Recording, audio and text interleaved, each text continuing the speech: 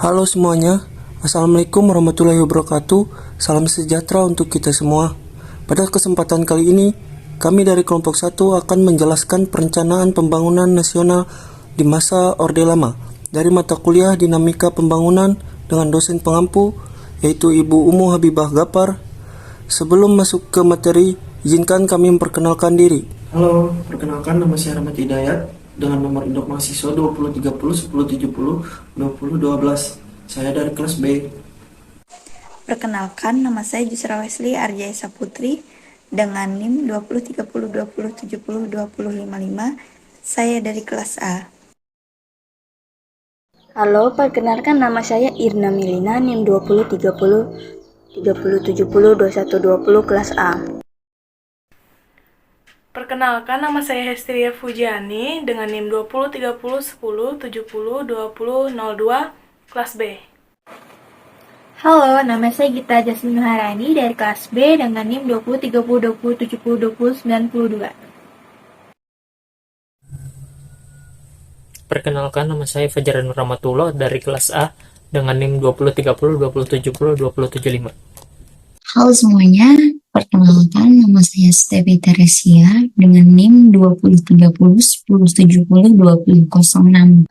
Perkenalkan, nama saya Niska Aurora dengan NIM 20 30 10 70 20 28. Saya dari kelas B. Nama saya Ridho Setiawan dengan NIM 20 30 30 70 21 38 dari kelas B. Nama saya Nita Nopalia, NIM 2030 2070 249 dari kelas A. Pengertian perencanaan pembangunan nasional. Perencanaan pembangunan nasional merupakan suatu kesatuan proses perencanaan pembangunan yang digunakan untuk merumuskan rencana pembangunan jangka panjang, jangka menengah, dan tahunan. Adapun tujuan dari sistem perencanaan pembangunan nasional yaitu 1. Mendukung koordinasi antar pelaku pembangunan, 2. Menjamin keterpaduan, sinkronisasi, dan sinergi antar daerah, ruang, era, fungsi pemerintahan pusat maupun daerah, 3. Memastikan keterkaitan dan koherensi antara perencanaan, penganggaran, pelaksanaan, dan pemantauan, 4. Mengoptimalkan partisipasi masyarakat, 5. Memastikan penggunaan sumber daya yang efisien, efektif, adil, dan berkelanjutan. Perencanaan dan pelaksanaan pembangunan nasional di masa Orde Lama.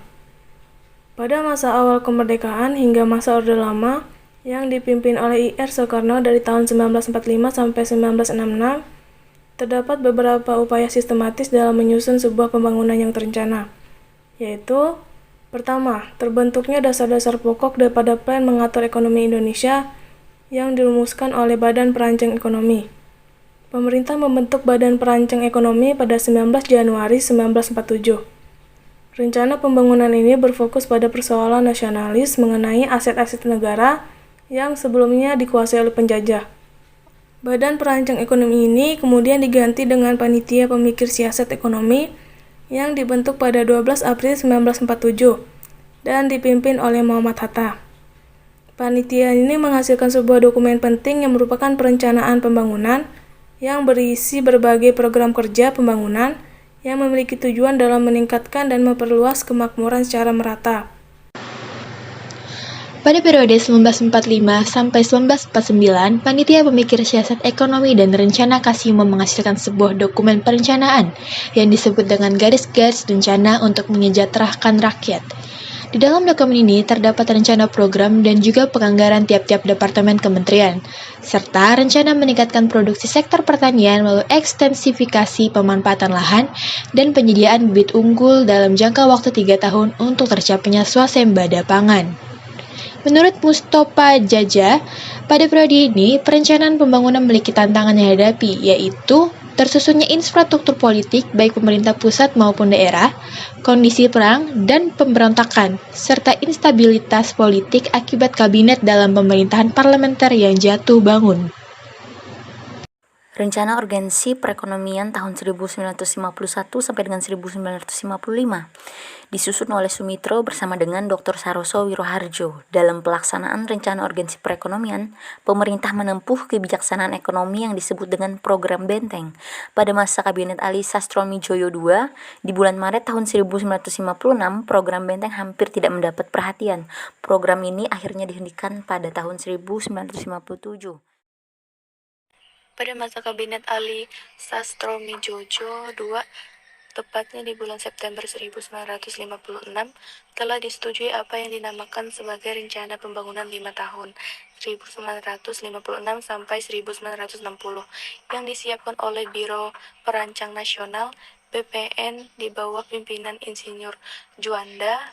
Pelaksanaan perencanaan pembangunan 5 tahun 1956 sampai 1960 mengalami kegagalan, terutama karena pelaksanaan Kabinet Ali Sastroamidjojo II yang tidak mendukung dan terlalu memperhatikan politik luar negeri tanpa diimbangi pembangunan dalam negeri.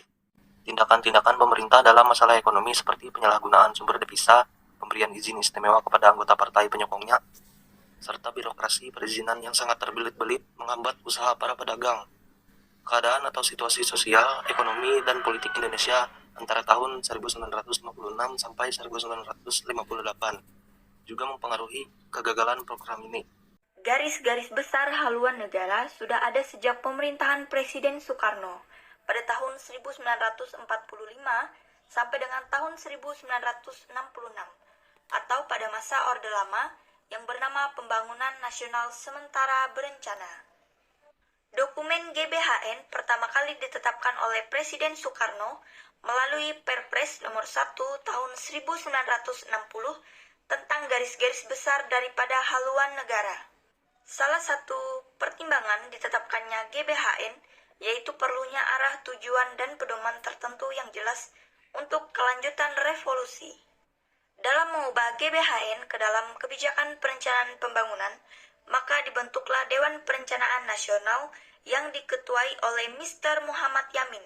MPR kemudian membuat ketetapan nomor 4 garis miring MPRS garis miring 1963 tentang pedoman pelaksanaan garis-garis besar haluan negara sebagai penjabaran teknis serta mengintegrasikan Depernas ke dalam kabinet pemerintahan dan merubahnya menjadi Badan Perencanaan Pembangunan Nasional yang kemudian dibantu oleh Musyawarah Pembantu Perencanaan Nasional.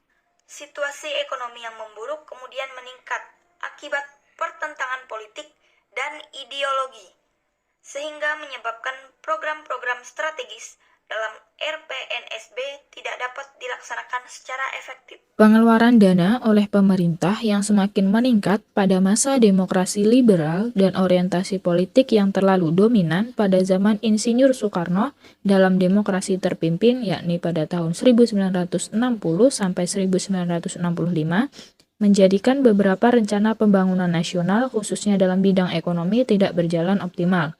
Pengawasan terhadap pelaksanaan rencana pembangunan nasional pada Orde Lama tidak berjalan sesuai dengan prosedur. Pemberontakan yang banyak timbul di masa demokrasi terpimpin membuat kekuasaan politik Soekarno melemah, sehingga pada 11 Maret 1966 Soekarno membubuhkan tanda tangan yang menjadi titik balik kekuasaannya, yakni Super Semar.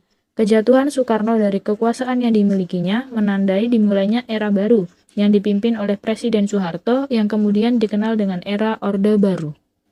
Sekian pemaparan materi kami dari kelompok 1. Jika ada salah kata kami mohon maaf dan terima kasih. Assalamualaikum warahmatullahi wabarakatuh.